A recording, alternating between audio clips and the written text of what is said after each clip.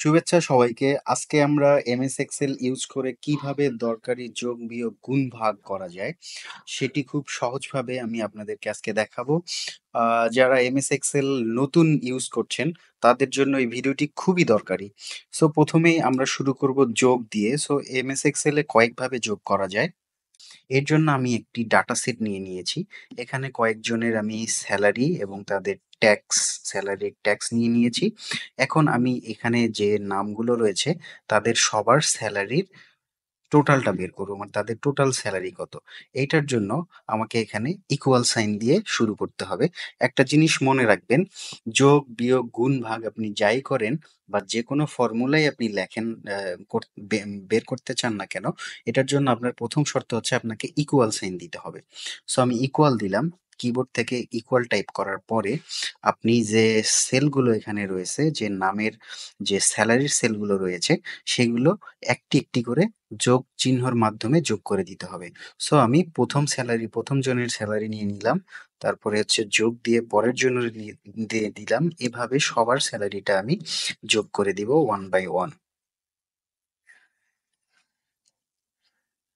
দেওয়ার পরে আমি কিবোর্ড থেকে এন্টার প্রেস করব। তাহলে আমি এখানে টোটাল স্যালারিটা পেয়ে যাব। এখানে টোটাল যে ৬ জন এমপ্লয়ি রয়েছে, তাদের টোটাল স্যালারিটা আমি এভাবে বের করতে পারি। এছাড়াও আমি আরো একভাবে এই যোগটা করতে পারি, সেটা হচ্ছে ফর্মুলা ইউজ করে। সেই ফর্মুলাটির নাম হচ্ছে সাম ফর্মুলা। সো আমি সাম লেখার পরে ওপেন ব্র্যাকেট, এরপরে যেখান থেকে স্যালারিটা শুরু হয়েছে এবং যেখান থেকে শেষ হয়েছে, সেই রেঞ্জটা আমি সিলেক্ট করে দেবো। এটার জন্য আমি যেখান থেকে শুরু করব ওখানে ক্লিক করার পরে মাউস বাটন থেকে লেফট বাটনটি চাপ দিয়ে ধরে একদম শেষ পর্যন্ত নিয়ে এসে ব্র্যাকেট ক্লোজ করে এন্টার দিয়ে দিতে হবে। সো আমি এখানে আমার এভাবেও টোটালটা পেয়ে গেলাম। এরপরে আমি এখানে যদি কোনো কিছু চেঞ্জ করি, দেখবেন আমার টোটালটাও চেঞ্জ হয়ে গেছে অটোমেটিক্যালি। সো আমাকে আবার নতুন করে ফর্মুলা দিতে হবে না।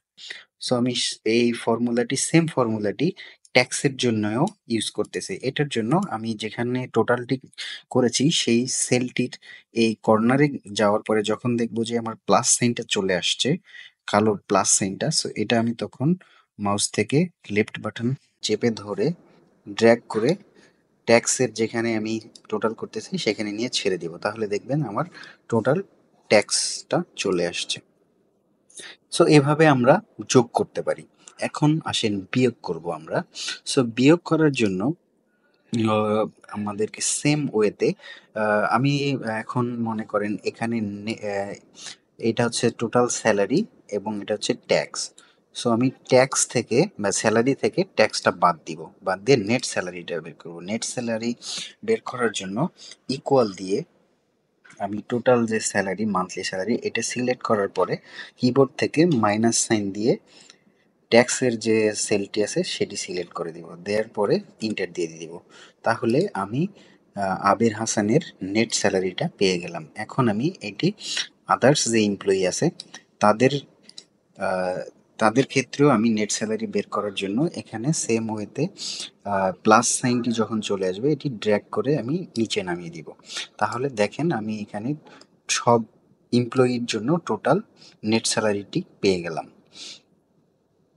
এরপরে আমরা দেখব গুণ কিভাবে হচ্ছে গুণ করতে হয়।